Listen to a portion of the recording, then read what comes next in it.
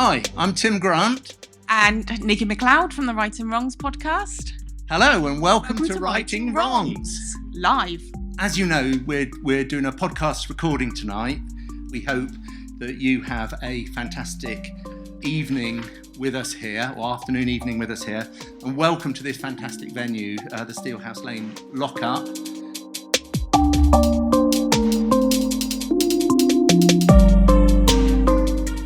We're here for a live recording. We're going to have as much audience participation as possible. We have some of our volunteers who have volunteered on the way in at the front here. We were also going to say something about having a tradition in podcasting of having a nickname for the audience. So yes, we're aware that other podcasts have a nickname for their fandom. So today we're christening you the Wrong'ums. Yeah. That seems the most appropriate nickname.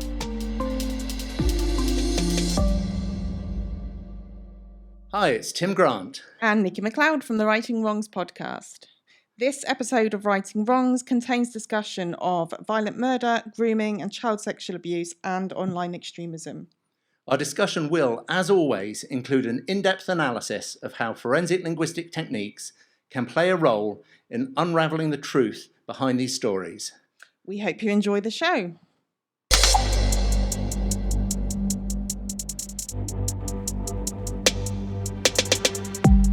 Writing Wrongs, an original podcast series from the Aston Institute for Forensic Linguistics.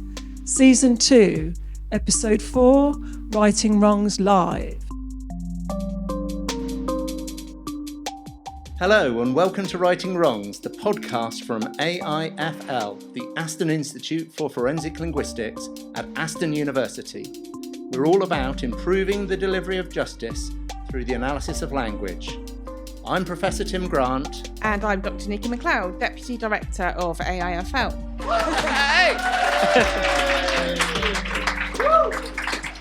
So Nikki, we're not in the comfort of our nice cosy studio today, but instead we're in an unusual basement of some kind of jail.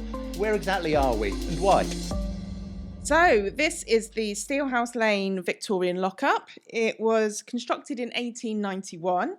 And it was actually operational as a police station, and a police cell block up until 2016. So I'm going to interrupt Nikki because one member of our audience was a defence solicitor who remembers coming here to defend the prisoners who were held in this cell. So special mention to Malcolm in our audience. Hey.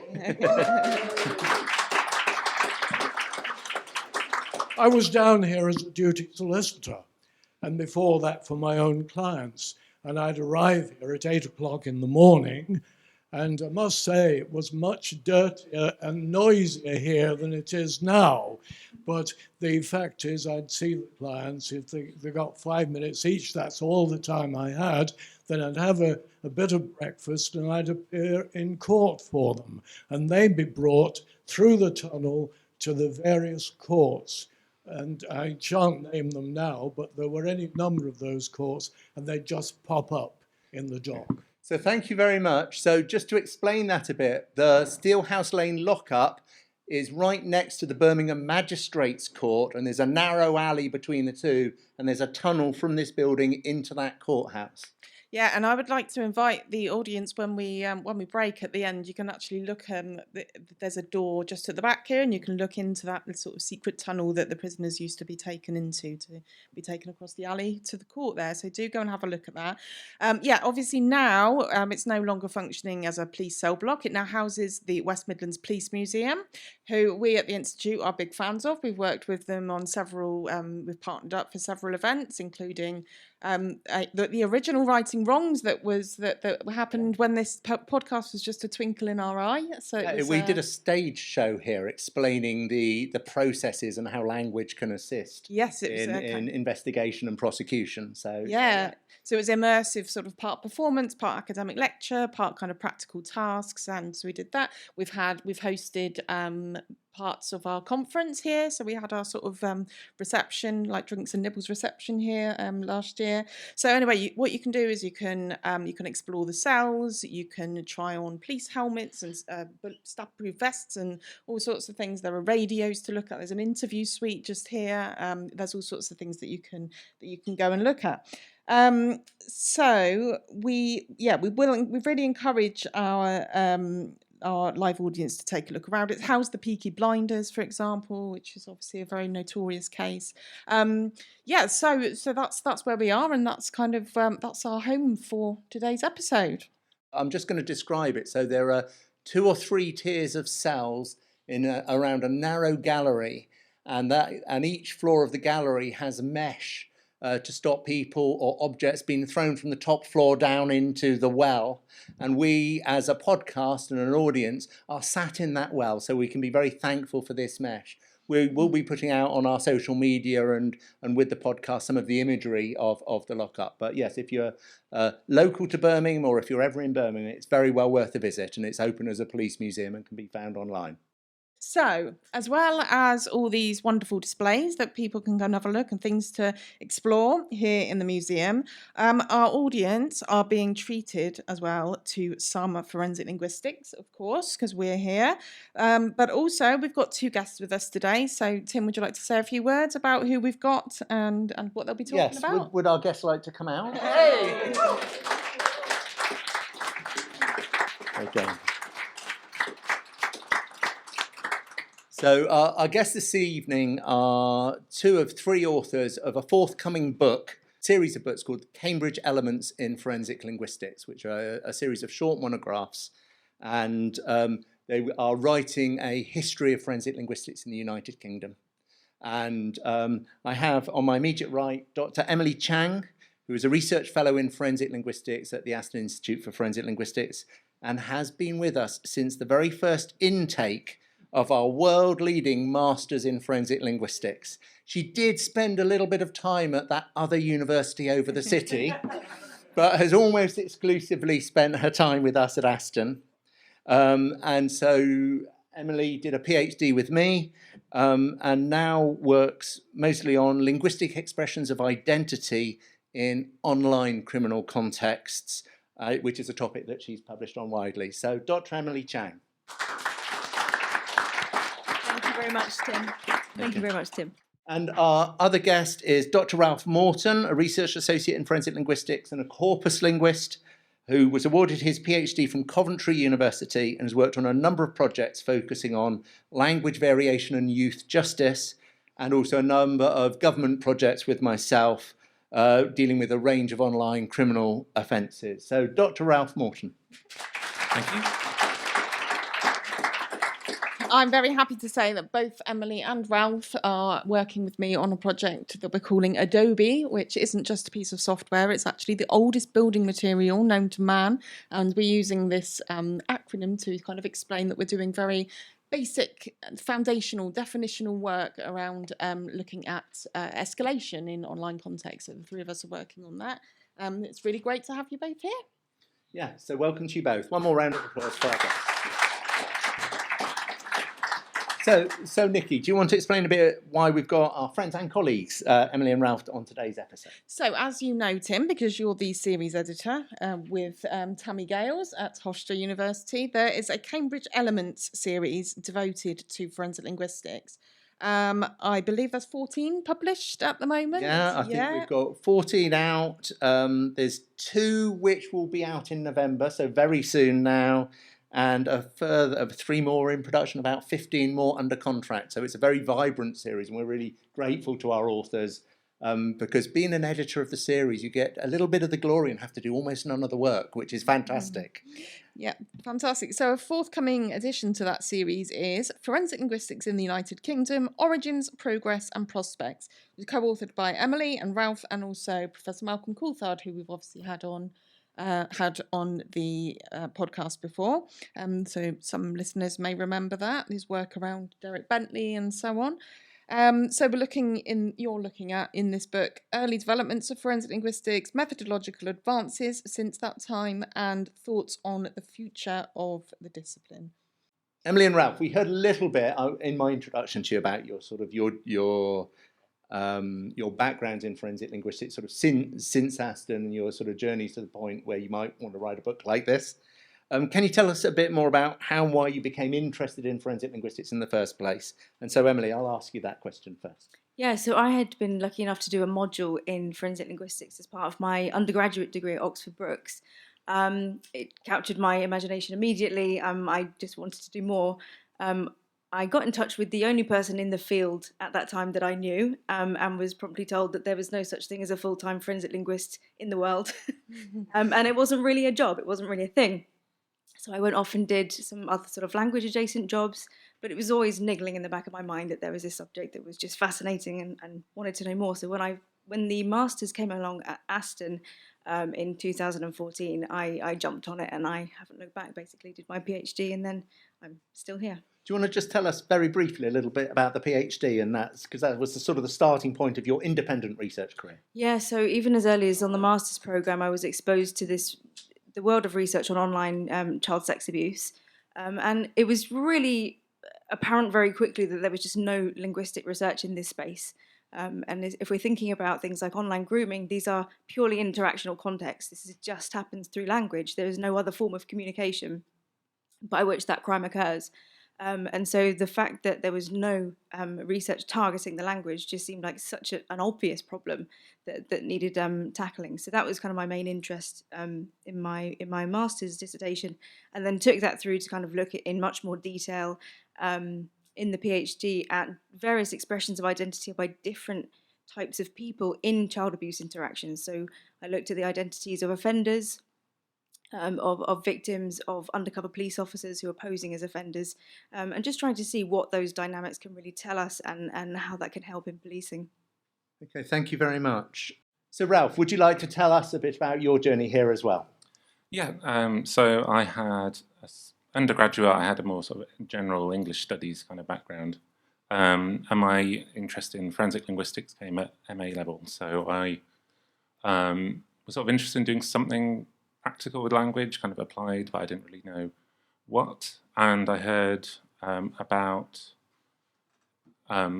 forensic linguistics at Aston, which wasn't yet an MA module in itself, but the Centre for Forensic Linguistics had started here in 2008. Yep. So this was 2009 that I applied for an MA here, and at the time it was sort of applied linguistics, and there was an option to do forensic linguistics as well. So I focused on forensic linguistics and corpus linguistics, which is what I wrote my dissertation on. So that was sort of using corpus linguistics for authorship analysis. And while I was here, I was sort of employed on various corpus linguistics projects. We have to kind of explain corpus linguistics briefly. It's kind of essentially building large databases of language and looking for patterns within that. And there are a couple of projects building corpora at Aston at the time. So I was employed as a kind of research assistant on those. And like Emily, I sort of had the impression, I loved the forensic linguistics side of things, but was kind of left with the impression that it wasn't an area with many jobs. Or if you did have a job, it was sort of a week of teaching and then doing a bit of casework and sitting terrified in a court somewhere, waiting to be called to give evidence and cross-examined and that kind of thing. So corpus linguistics seemed a bit more like a general area where you could apply language analysis. So I kind of wandered off into the corpus world.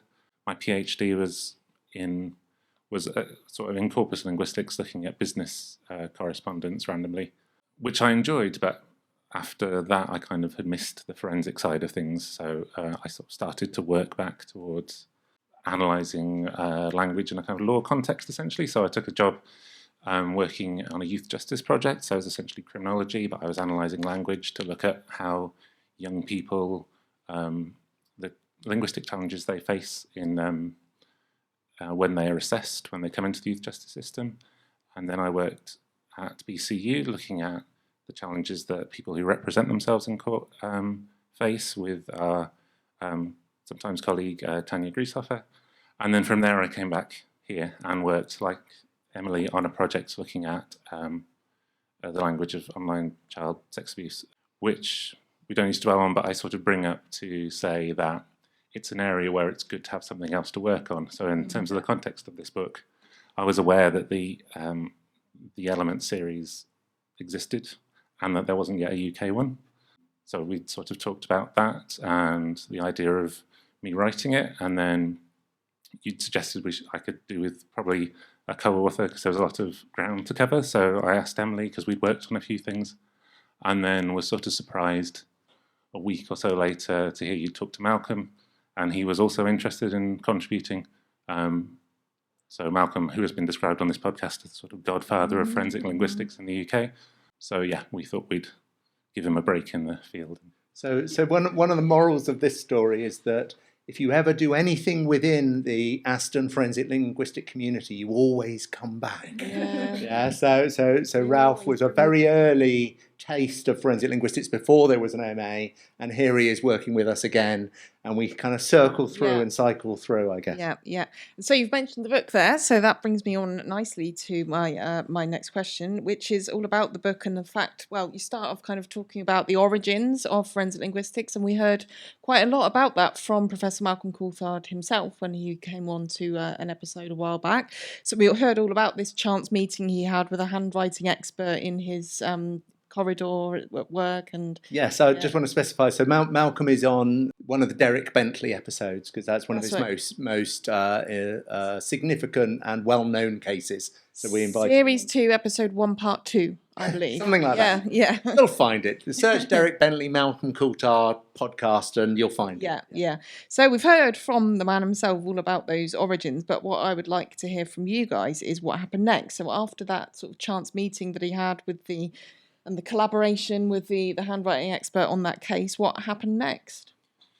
Following that case that you mentioned in the previous episode, the West Midlands Serious Crime Squad was disbanded. I think you talked about how various officers were suspended and some were prosecuted as well for, what would be the way of putting it? Corruption, I think. Corruption. There you go. We're sat here in the heart of the West Midlands Police establishment, so let's go with that word. The way I think Malcolm put it in that episode was word got out.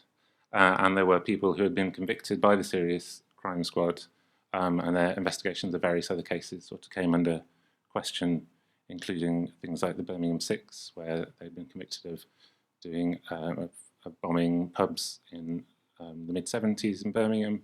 And they were convicted partly on confession statements that were now up for review, almost sort of under question again. So Malcolm, I think, contributed a report to one of the appeals in that case where he analysed one of the statements where, again, there are these kind of inconsistencies or disputed sections of the confession where he analysed and found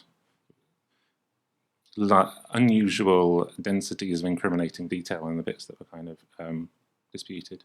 So I think there were various cases that were now coming to him as the expert in sort of determining potentially fabricated statements. So Malcolm was one of the people kind of doing research in this area and casework, but it wasn't sort of a discipline yet, and he was a bit concerned that it was going to be a sort of personal interest of a few researchers here and there.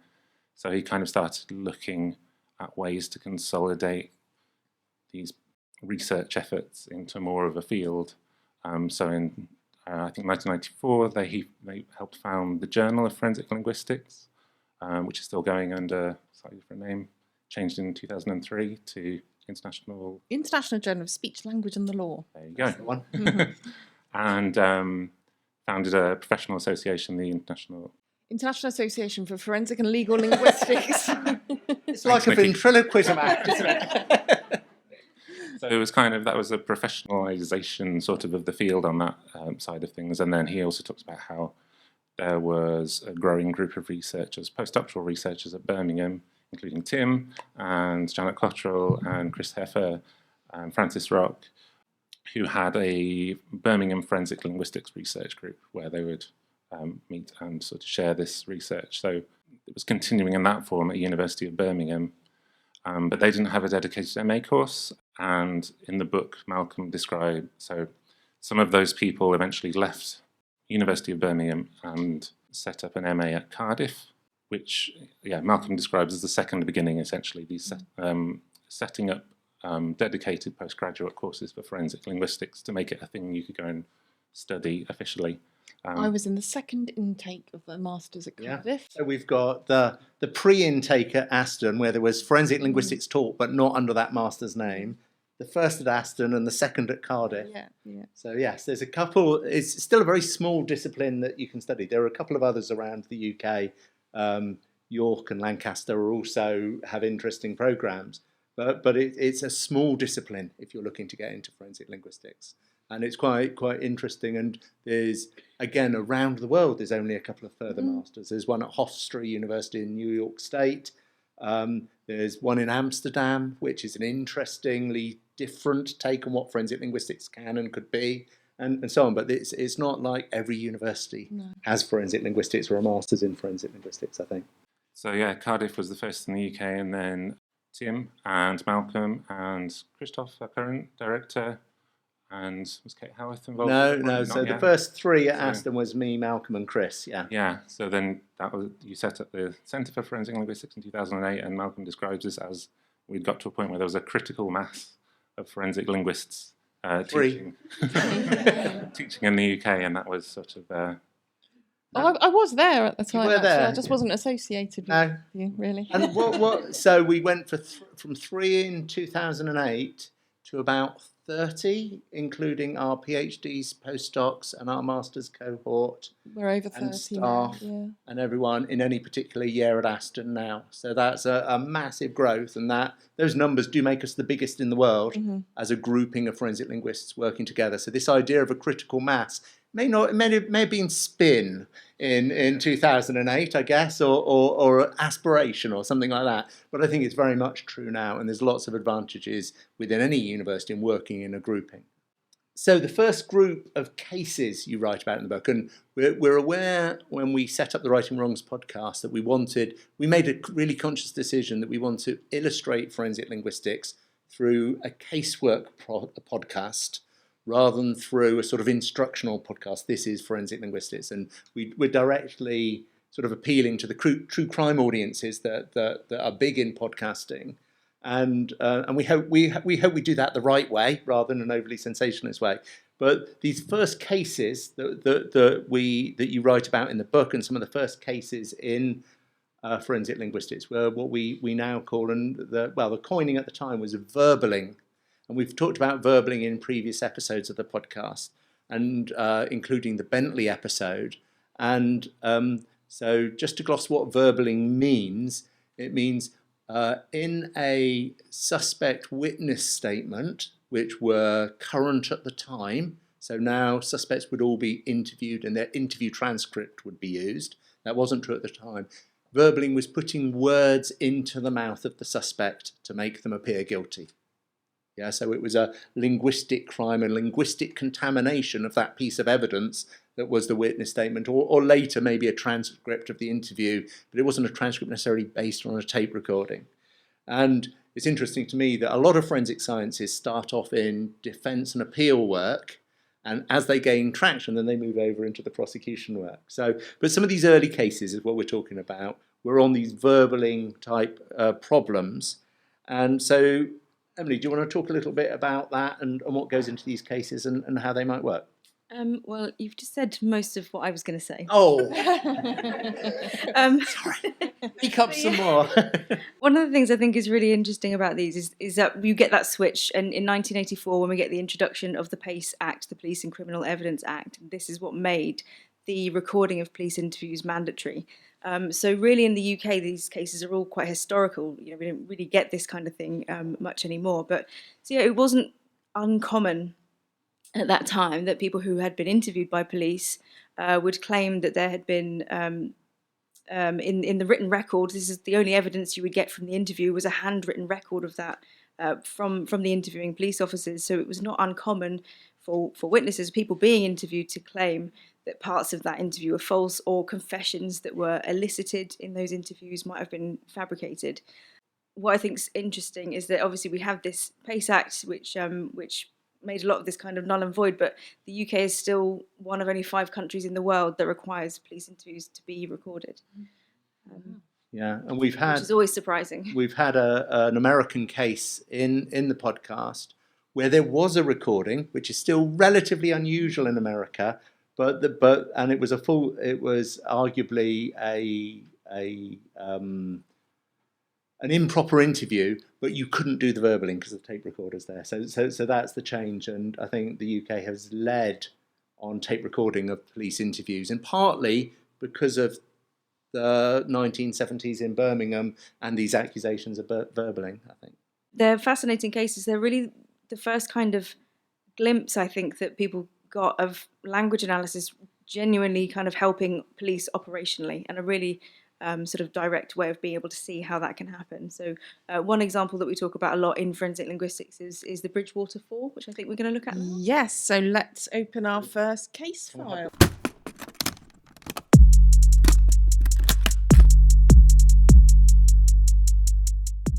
Case file 1, 19th September 1978, Stourbridge, West Midlands, UK.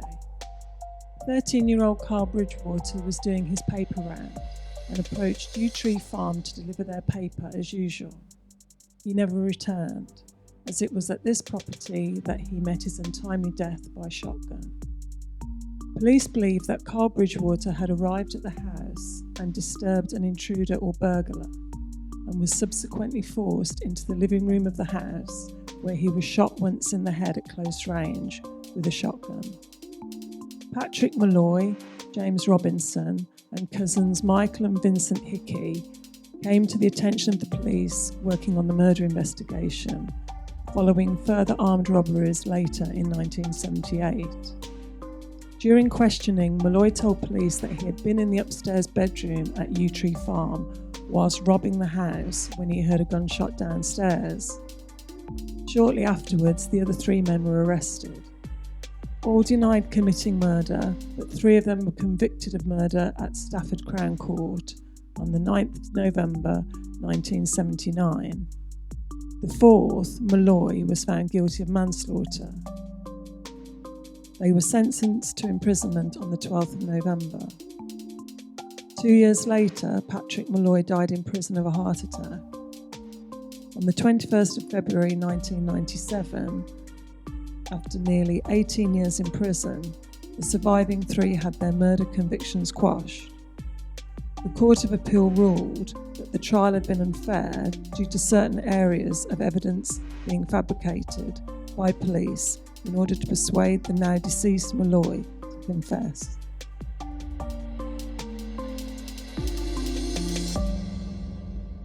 Thank you. So this is a real classic from the Forensic Linguistics casebook. We've got the disputed confession of Patrick Malloy, and Malcolm Coulthard has written extensively about this. I, for one, I think use it in teaching pretty much every year, talking about sort of practices around police practices around verballing and so on, and authorship. So, what does linguistic analysis have to offer in this case? And we'll have probably hear from some texts throughout this. Emily? Yeah, so there's a few kind of frameworks or toolkits we can draw on from linguistics to help unpick what's happening here. We've got the confession. Are we going to read this out? A volunteer to read this? So this confession was purportedly by Patrick Malloy, although he denied producing it. I had been drinking and cannot remember the exact time I was there, but whilst I was upstairs, I heard someone downstairs say, "Be careful, someone is coming." I hid for a while, and after a while, I heard a bang come from downstairs. I knew that it was a gun being fired. I went downstairs, and the 3 of them were still in the room. They all looked shocked and were shouting at each other. I heard Jimmy say, "It went off by accident." I looked, and on the settee I saw the body of the boy. He had been shot in the head. I was appalled and felt sick. Thank you very much. Round of applause for that. Now, the police also produced a supposed record of interview to support their position that this was, in fact, the words of Patrick Malloy. So we've got the record of this alleged interview, and we have 2 volunteers who are going to read this out for us. How long were you in there, Pat? I'd been drinking and cannot remember the exact time that I was there. But whilst I was upstairs, I heard someone downstairs say, "Be careful, someone is coming." Did you hide? Yes, I hid for a while, and then I heard the bang I've told you about. Carry on, Pat.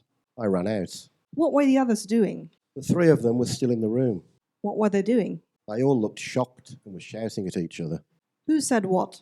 I heard Jimmy say it went off by accident. Pat, I know this is upsetting, but you appreciate that we must get to the bottom of this. Did you see the boy's body? Yes, sir. He was on the settee. Did you see any injury to him? Yes, sir. He had been shot in the head. What happened then? I was appalled and felt sick.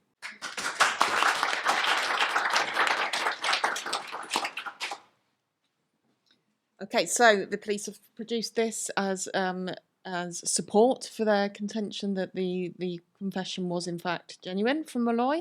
Emily, what can we say about these texts? So I think one of the first things you will notice, either reading these texts or maybe just having heard them read out, relates to this idea of linguistic uniqueness. So what you might have noticed is we get several long strings of identical phrases, entirely identical.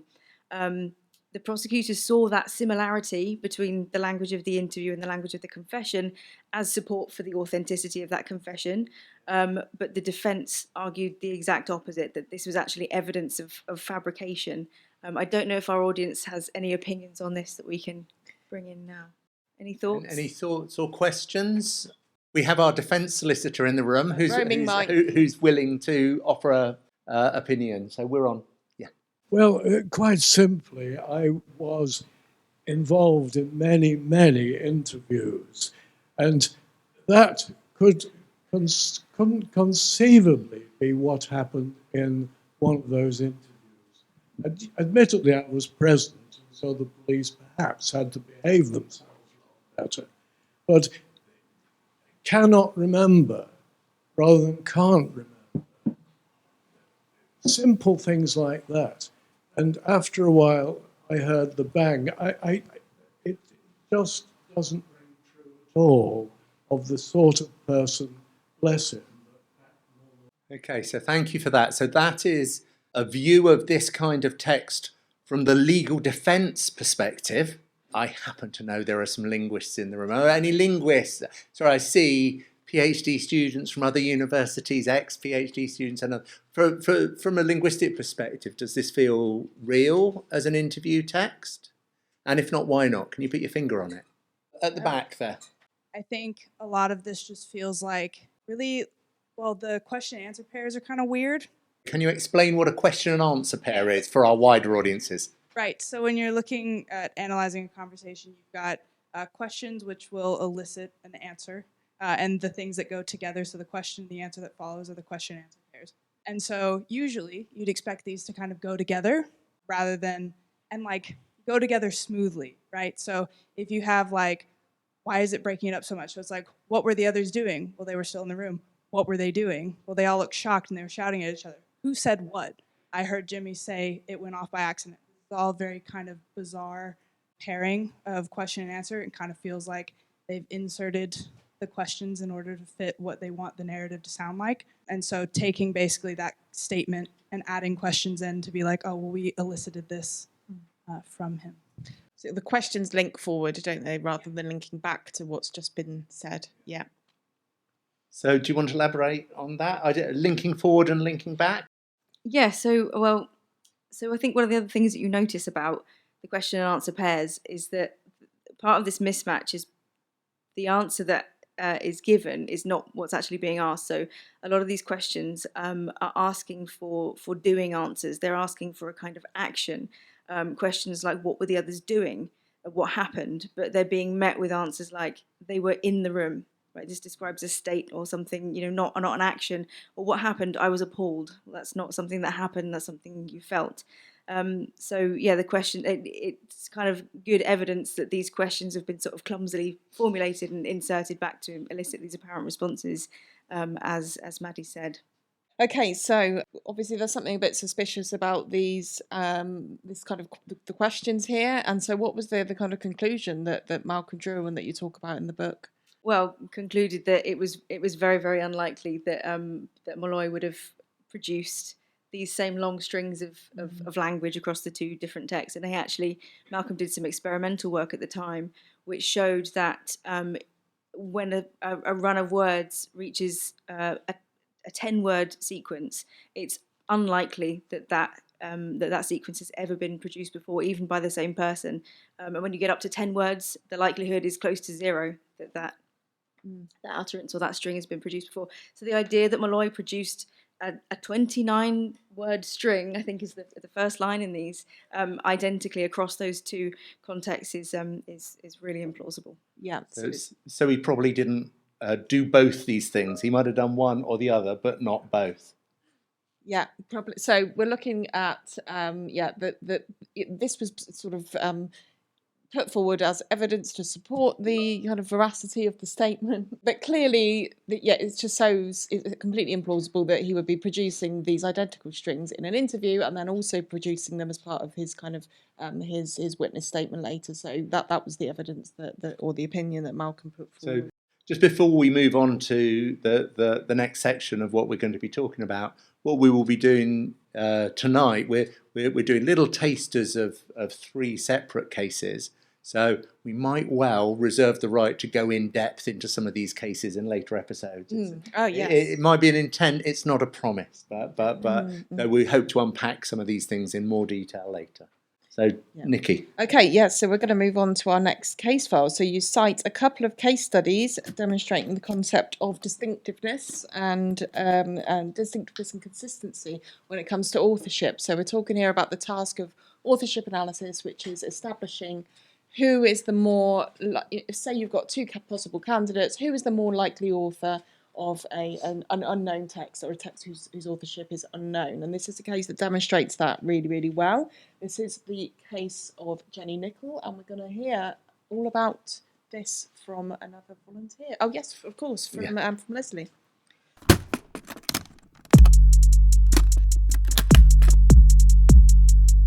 Case file 2, 30th of June 2005, Richmond, North Yorkshire, UK.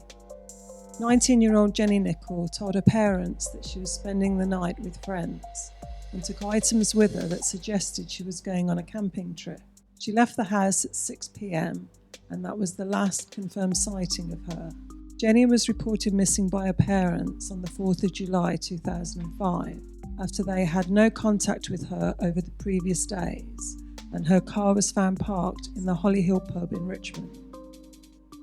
Over the coming days, a number of text messages were received that had been sent from Jenny's phone, leading her family and police to believe she was alive and well and away camping.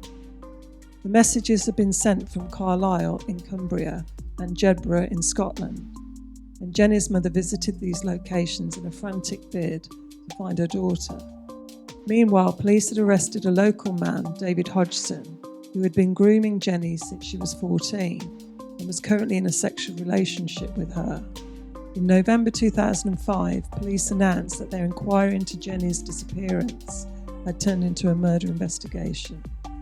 Critical evidence linking Hodgson to Jenny's murder was found in a cabin that he had erected on a nearby plantation. Police also suspected that the text messages loved ones had received from Jenny's phone had actually been sent by Hodgson.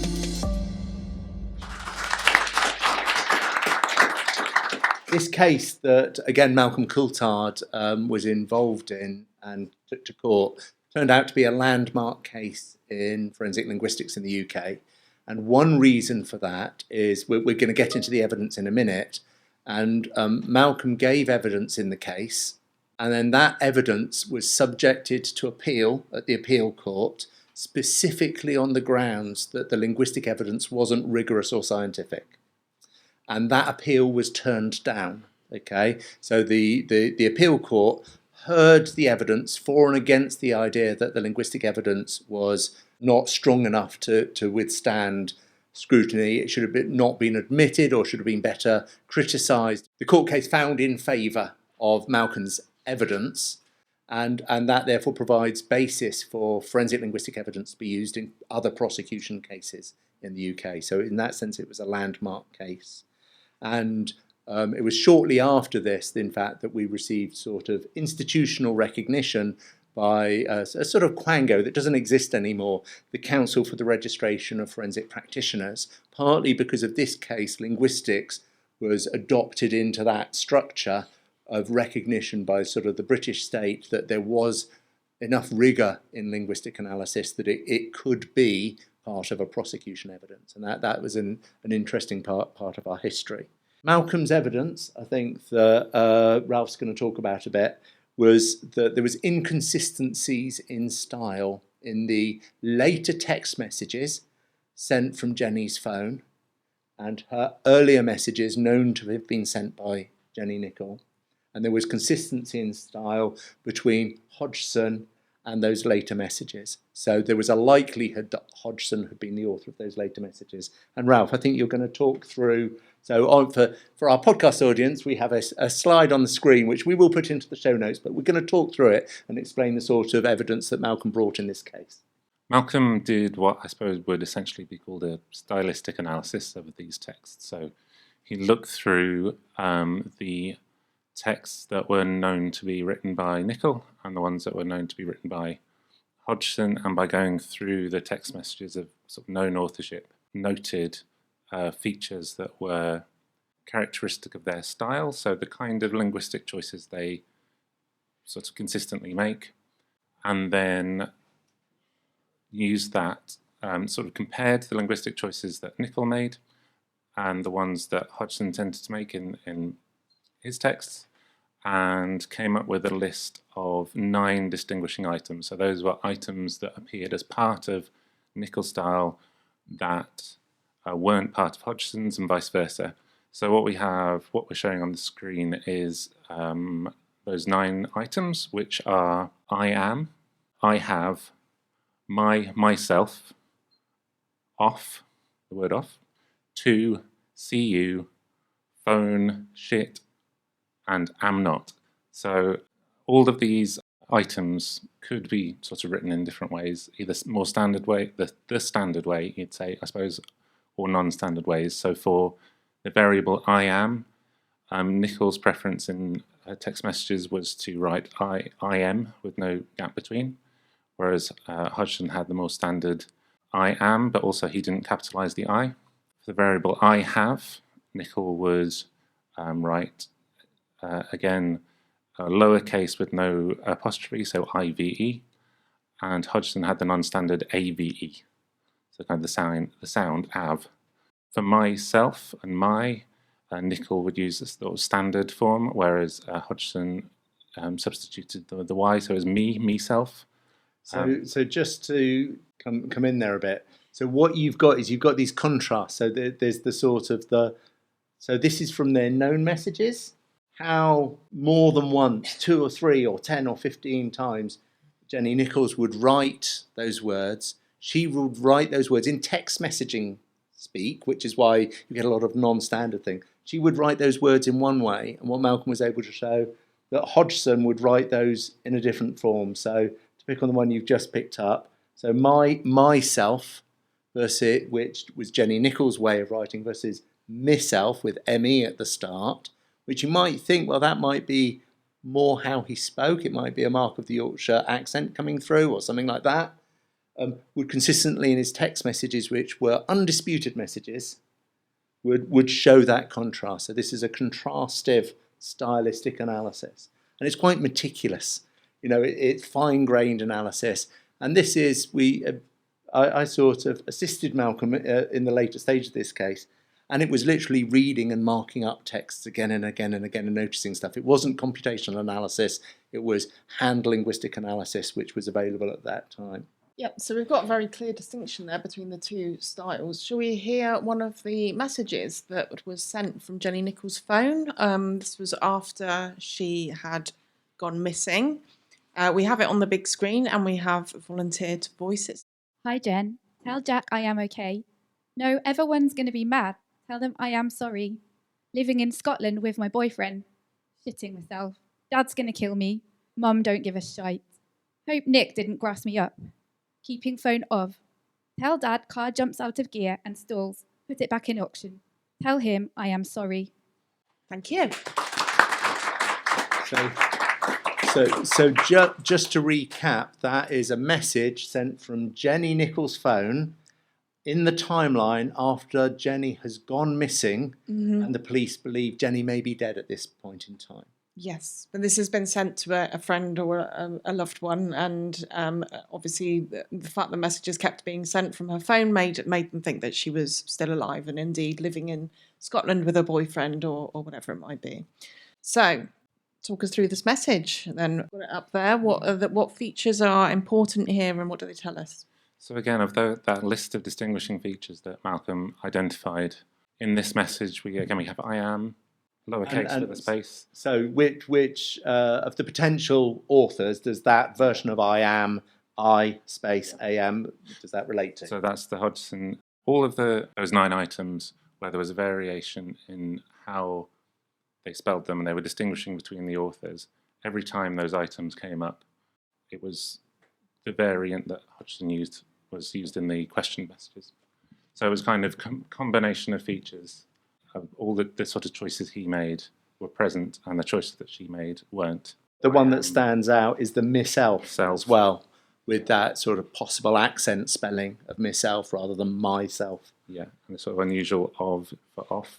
Yeah. And we've got shite as well. Yeah, instead of shit. Yeah. So all of the where there was it was consistent with Hodgson style and not with Nicholl style in all of the question messages. Okay, so this is a version of what we've called before in the podcast authorship analysis, an approach we talked about in our episode, which we called Imposters Tending Towards the Wild. We used the idea of n-gram tracing. So a word n-gram is a word string which is repeated. So we've talked about how unusual that repetition is if you've got 10 words in a string, but we look at 2 grams and 3 grams and 4 grams, and we find that they can be characteristic of authorship, just like the feature myself might be characteristic of Hodgson's authorship.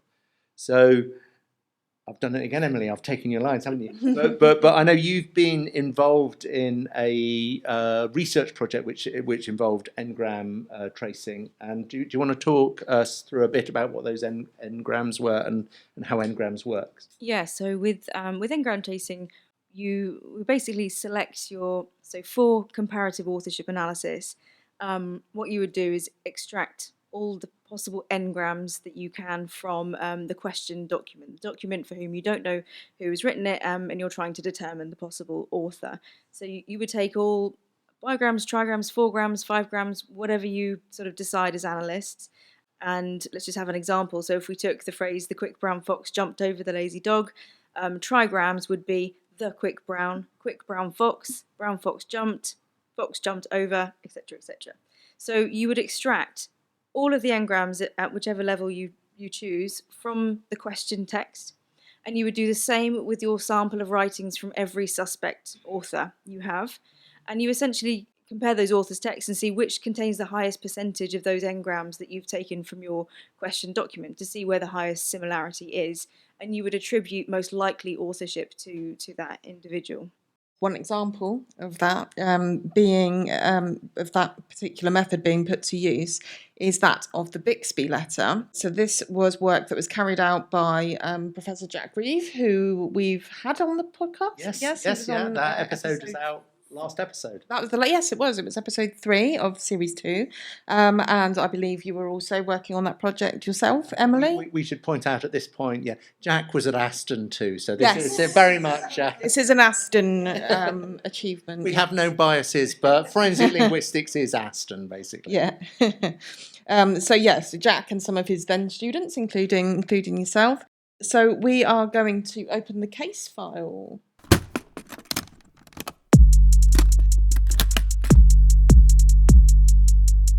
Case File 3, November 1864, Boston, Massachusetts. Lydia Bixby, who is believed to have lost 5 sons fighting for the Union in the Civil War, receives a letter of condolence from Abraham Lincoln. In fact, Mrs. Bixby had only lost 2 sons, and she was a Confederate sympathiser. She tore the letter up in anger. Fortunately, a copy survived, and the Bixby letter went on become one of Lincoln's most celebrated texts and one of the greatest pieces of correspondences in American history. Despite its reputation, some historians have questioned whether John Hay, Lincoln's young personal secretary, who wrote much of Lincoln's correspondence, was the real author of the Bixby Letter.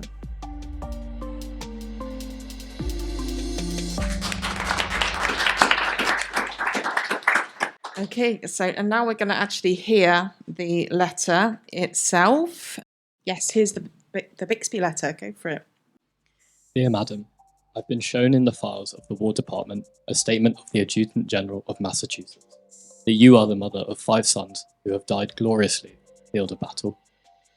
I feel how weak and fruitless must be any words of mine which should attempt to beguile you from the grief of a loss so overwhelming. But I cannot refrain from tendering to you the consolation that may be found in the thanks of the Republic they died to save. I pray that our Heavenly Father may assuage the anguish of your bereavement and leave you only the cherished memory of the loved and lost, and the solemn pride that must be yours to have laid so costly a sacrifice upon the altar of freedom. Yours very sincerely and respectfully, A. Lincoln.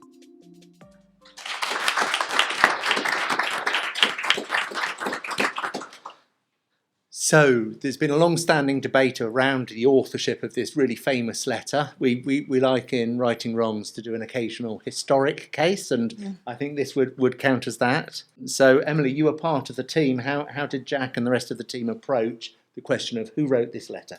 Yeah, so this was a really interesting case to work on, and we used the engram tracing method that I've just described before by calculating the percentage of engrams in the Bixby Letter that also appear in samples of Lincoln's and his secretary Hay's known writings, and then to see which writer used the highest percentage of those engrams.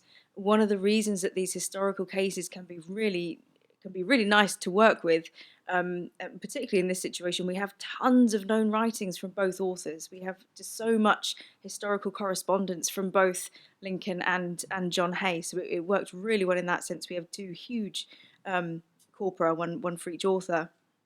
And it's also really useful for short texts like the Bixby Letter. Now, a more typical approach to this kind of problem might be a stylometric approach. This is the computational statistical analysis that relies on counting relative frequencies in a text. So you might count, how many times does this word or this feature appear per 1,000 words? We can't do that with a text like the Bixby Letter, which is 139 words. You just don't have kind of enough meaningful data to do that. So what the engram tracing does, by extracting bigrams, trigrams, 4grams, 5grams, wherever you want to stop, you get hundreds and thousands of data points from this tiny text that you can work with. And that usability carries over to a lot of different forensic texts, because quite often, Tim, I'm sure you'll be able to comment on this, you get presented with a very short threatening letter or, a 20-word demand or something like this. Yeah, so it's interesting because this throws up the idea that in linguistics generally, there's a lot of authorship questions. So you have who writes under the pen name Eleanor Ferrante, for example, and you have book-length pieces, and you can use heavily statistical computational techniques to address questions like that. When you come to forensic texts, it's a caricature and it's not always true, but forensic linguists are always complaining they don't have enough data. Yeah, and 130 words is a really small amount of data to work with. And so by working on this historic case that sort of matches that, it helps us develop methods that can then be transferred over into the actual forensic cases where we might be examining, yes, a threatening communication or a suicide note or some other text that's important in an inquiry that might end up in the courtroom. So yeah, in terms of findings, our engram analysis strongly suggested that Hay was the most likely author of the Bixby Letter. We can't discount the possibility of co-authorship. This was obviously such an important historical correspondence, and it's likely that both authors had some part in it, but we certainly see more evidence of Hay's sort of writing style in this letter. What was really interesting is that we also saw this at the character level when we did character-only engrams, so we're not even looking at strings of words, we're just looking at strings of letters. pairs of letters, groups of 3 letters, 4 letters, even that proved to discriminate between the authors with quite a high accuracy, which we can't really explain, but it does, and it's interesting. It's interesting. I'm always suspicious of character n-gram analyses, because you kind of ask the question, well, what's the linguistic signal that we're picking up on? And it might be just a purely statistical signal rather than a linguistic signal. And that means it's really hard to explain. And one of the things you have to do as a forensic linguist going to court is explain your evidence. Yeah, so I personally won't go to court on a character n-gram analysis. Very occasionally, I will use character n-grams as part of a presentation of an authorship case. And very often that's around punctuation features and spaces around punctuation features, where you want to zoom in on the character level. So are you someone who rightly, as everyone should do, hits a full stop and then leaves 2 spaces before starting the next sentence? No. And this is because I'm of an age where I learnt to type on a typewriter, and if you don't do that, your keys jam. Yeah, so that's the right way to punctuate. Yeah, or are you someone who uses the abhorrent, Nikki and I have co-authored, and she goes around deleting spaces, the abhorrent practice of only 1 space after the full stop. So in those situations, or even some people put spaces before commas as well as after commas and things like that, if someone's got a characteristic way of doing the low-level features around punctuation, then I think a character n-gram analysis can be useful. But when you're actually analysing the language itself, I'm sceptical at least, or would find it hard to present. Yeah, I would agree. Also in the paper, you use this case, the Bixby letter case, to explore the theoretical concept of the idiolect, which comes up as a recurrent theme in the podcast. Do you want to tell us what your interest in idiolect is and what your take is on these debates? Yeah, so I mean, idiolect is this idea that we each have this kind of personal version of language that is unique to us, and therefore we can use this to trace individuals, with good success, but it's a very hard thing to prove. Firstly, there is no database of everybody's language use that you can check against. Right? You can't say this is Tim's linguistic style. I'm just going to check this against everybody else in the world's linguistic style and make sure that I know that that is indeed unique. We cannot do that. The second big issue that complicates the idea is that we know that genre plays a huge part, or has a huge influence on people's linguistic style. Let's dive into that a little bit. So in terms of genre, as we use the term as academic linguists, you might have heard of genres of literature, romance genres versus crime genres and so on. In linguistics, we would say that, say, writing an email might be a genre versus writing a text message, yeah? And quite often, well, Emily's own work has looked at what might be quite obscured genres. So how do you learn to write a business letter? It's because you receive lots of business letters. But if you are a child abuser and want to learn how to do grooming as a genre, where do you learn that from? That's an obscured genre. So, and one thing we know about authorship analysis is the different techniques are very vulnerable to genre differences. You will write differently in a WhatsApp message than you would in an email, than you would in a business report. Yeah, and these can confound authorship analysis problems. And your audience as well, who you're writing to. Your text message to your mum is probably quite different to your text message to your best friend. Yeah, so, and all these factors, so what else might change your language brings into question the idea that I have an identifiable idiolect, or at least it brings into question the idea that there's under a broader definition. Maybe the idea of idiolect has to be somehow constrained by the idea of genre. Within a particular genre, I might have a writing style, but then, as in that Imposters Tending to the Wild case that was I think our 2nd or 3rd episode, we have cross-genre problems. We were comparing what was essentially a claim of responsibility to planting a bomb within a sort of terrorist manifesto with lyrics in rock songs.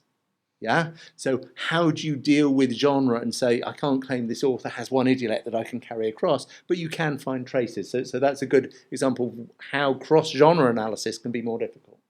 So a substantial chunk of what we have talked about on this episode and on what we've talked about on the podcast in general has been focusing on this kind of investigative side, like language analysis, assisting in a particular case, whether that's in terms of analysing authorship or determining the meaning of something or looking at processes of grooming, romance fraud and those kinds of things. But of course, forensic linguistics is much broader than that, and we're also very interested in the legal system as a whole and the different components of the legal system and how communication works in those areas, in those different areas, and what the obstacles to communication might be in those areas. So I just wondered if you might be able to give us a little summary of sort of some of the work that's being done on that side of forensic linguistics. Obviously, a lot has been written about police language and courtroom language. I picked out a couple of smaller examples, sort of small-scale examples of ways that analysis of police language can be helpful. So this is kind of an older study, but because we're writing the history, I thought I'd draw on this one. So there's Janet Cottrell and Francis Rock at Cardiff have written quite a lot about the police caution. One of Janet's early pieces was on comprehension of the police caution. So let's just hear the police caution. The police caution reads, you do not have to say anything, but it may harm your defence if you do not mention when questioned something which you later rely on in court. Anything you do say may be given in evidence. Yeah, so there was a 2000 study where Janet Cottrell looked at this and talked to people who had been cautioned and also police officers about their understanding of the caution, and found some interesting problems there. That it's essentially a very complex linguistic task issuing that caution, and that if people didn't understand the caution, they're asked to explain it. And she found that actually when people were asked to explain it, they quite often used more complex terms than were in the original caution. Or just read it again. Or just read it again. Yes. And just found that they had different understandings of some of the purpose of the caution. So is it advice or is it a warning? And there was a difference in that. And some of the key terms like harm tends to have association with, harm being done with physical harm. Yeah, physical harm and that kind of thing. Whereas some people, when some of the police officers, when asked to reformulate it, used words like effect, which is obviously more neutral. Things you do not mention, have associations of sort of brevity and insignificance, and these are things that could really affect your sort of legal case. Yeah, well, they're central to the events under discussion, aren't they? So mention doesn't really capture it. No, and then the things you later rely on in court. It was found there was sort of variation in whether rely on meant that something was absolutely crucial or just something that was relevant to the case. So again, this is kind of looking at a piece of police language and checking comprehension and breaking it down to lexical items and how they're understood, and how it's actually a very complex thing that you are doing when you issue a caution, and this kind of linguistic analysis can shed light on that. Mm-hmm. That's great, thank you. So a rapidly growing area within forensic linguistics that's been increasing very rapidly over recent years is the area of online harms. I know all four of us have been involved in research looking into this area. I know it's an interest for all of us. So maybe, Emily, perhaps you could sort of talk us through some of the work that's going on in that area. Yeah, so this is really a huge area and it's been growing really quickly over the last sort of 10 years. Lots of this work does come from Aston. I'd say it started with an interest in the area of child sex abuse or online child sex abuse. So we were interested in things like looking at the sort of linguistic mechanics of grooming conversations, what are the strategies that groomers might use. We've also interested in how offenders talk to each other online. So how do groups that might convene in a dark web space, for example, talk to each other? How do they express their identities through language? How do they join those groups in the first place? There's a recently completed PhD on usernames of offenders in dark web spaces and what we can glean from the identities of those users based on that data. This is kind of broadened out now to a more general interest in deviant online communities and their nature and dynamics. And there's work, for example, on far-right extremists, thinking about this idea of careers and career trajectories in this group. So how do people move through an online forum for far-right extremists, becoming a veteran user from a newcomer? What does that journey look like? How do they share ideas? How do people escalate in ideology and behaviour? And are there linguistic clues? Can we pick up on linguistic ways of detecting that escalation? Sorry, this is a whistle-stop tour. We're also looking at economic crime, so groups that convene around an interest in things like fraud or money laundering, and we can look at how do those sorts of people ask for advice, ask for tips on how to do that, how do they demonstrate their expertise, those kind of things. There's a big chunk of work going on, some at Aston, some also at Lancaster and Birmingham City University, on the manosphere and various kind of subgroups of the manosphere, so the language of incels and pickup artists, and looking at things at how trust is developed in those sorts of scenarios. What's really interesting about the research in this area is that we're often talking about identity in highly anonymous spaces, especially on the dark web side of things. These are highly anonymized spaces. People are there for a reason because they cannot chat in open spaces about these sorts of topics. But looking at the language is really our only window. It's the only thing that gives us some insight into who these people are and how they operate. So this research in these areas kind of helps us to understand these criminal online landscapes, which are typically hidden. We just don't really have access to them in general. But it also helps in specific operational contexts in policing. For example, undercover policing, and maybe the task of community infiltration. So if we have police officers who want to understand what are the typical linguistic patterns and strategies that go on in a forum for people who want to exchange advice on fraud or on child abuse, what do they need to do? And we can point to that language and we can show these are the things you would need to do. This is the language you need to adopt to most convincingly portray an authentic member of this kind of community. That, as you said, a whistle-stop tour through, and you finished on the idea of online undercover officers infiltrating these spaces. And this was, in fact, one of the big projects that Nikki and I worked on way back now, about a decade ago. Yeah, long time. Where we were working to assist the police in online identity assumption, whether that was what are sometimes called account takeover operations. So, with proper warrants and authorizations, a police officer can go online as someone who maybe has been taken into custody, yeah? And then the idea is they might run that network for a period of time.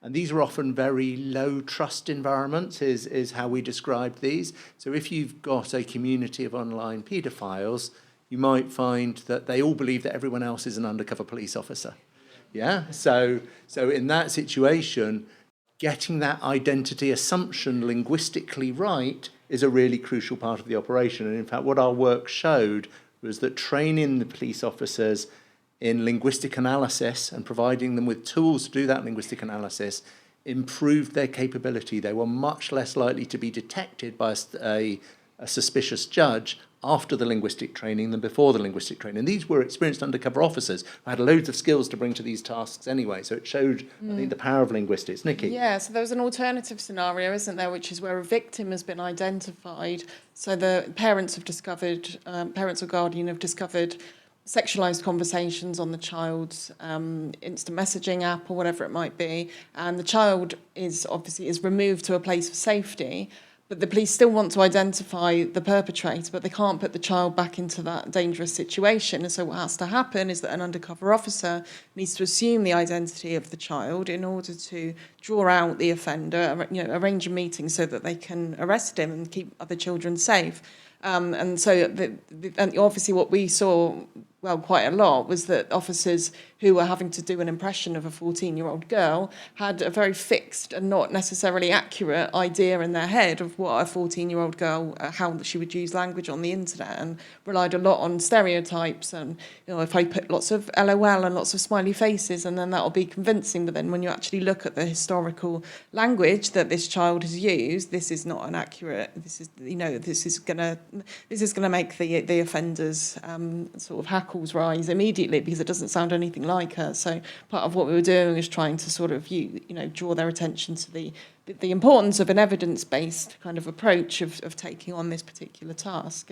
And yeah, we did find that the training improved them. I mean, it didn't make it perfect. I think that's, we're a long way from that, but it did, getting them to sort of pay attention to the right things was a big help. And interestingly, we now have a Europe-wide project that is just been starting up, which is looking at how improvements can be made to investigations of online child abuse investigative techniques, including those undercover techniques. So we're circling back, and we're circling back now, obviously, in the era of artificial intelligence and generative AI, so things like ChatGPT, and we're beginning to examine how all these new tools and technologies are currently being used, both by the offenders and potentially by the policing and law enforcement agencies in these kind of contexts. So that's a newish European that project. brings us on to the next question, actually. You see seamless links. So the book finishes with thoughts on the future of forensic linguistics, and I know AI features here, so I don't know. I hope Tim hasn't stolen all your answers again, Emily. But that's what I'm here for. But so maybe we could talk through some of those kind of ideas for the future. We're interested for so many reasons in AI and what it can do. Firstly, how offenders might use tools, things like large language models like ChatGPT to, for example, create a forensically relevant text. So how might you use that to help you generate an extortion letter or a fake suicide note, something like that? We don't really know how effective these tools are at the moment. So one of the things we're doing is trying to evaluate them and pulling out the differences between a human-authored sample of one of those texts compared with an LLM-generated sample, and that there are giveaways, there are clues, there are differences between those. So that's kind of one side of things. As Tim said, we're also exploring the ways that these kind of tools can help with policing.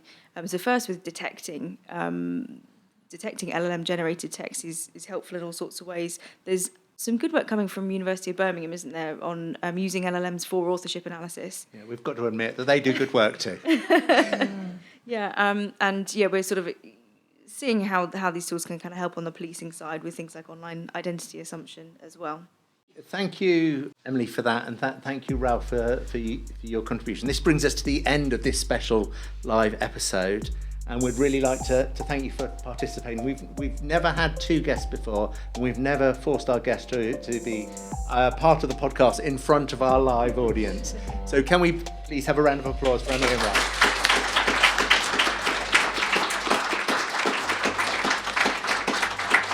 And we'd also like to thank the West Midlands Police and the Policing Museum here for hosting us tonight. It's a fantastic venue to have an event like this. If you've got a question, remember you can get in touch with the show via email, writingwrongs@aston.ac.uk. If you've been affected by any of the themes in this week's episode, please consider contacting the resources in the episode description. This has been Writing Wrongs, an original podcast series from the Aston Institute for Forensic Linguistics at Aston University. We'll see you next time. Goodbye. Goodbye.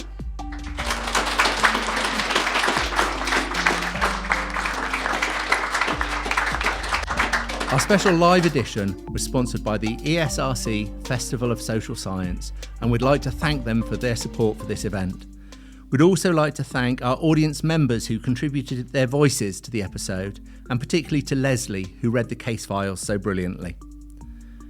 We'd like to thank our team of helpers from the Institute, with special mention to Jordan and Naeus, our PhD production team, who've supported the Writing Wrongs podcast from the very beginning, and the Aston University comms team, who provide their specialist and professional support to the production of the podcast. Finally, just to say that we're saving our live audience questions and the answers we've given them for our end of season Q&A episode, so you can hear more from the Steelhouse Lane Lock-up as part of that episode at the end of season 2.